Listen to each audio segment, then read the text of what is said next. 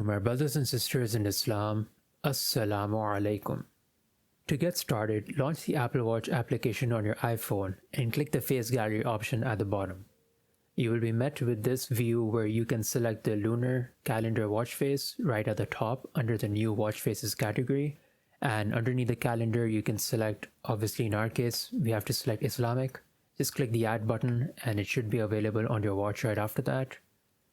As for the watch, it basically tracks the seconds in the inner circle. If you tap the display, the moon just enlarges a little bit, and if you rotate the crown, you will be able to cycle through the entire Hijri calendar right at the top with ease. It's basically showing you the Hijri dates in the top crown, and you can see the Gregorian date at the bottom.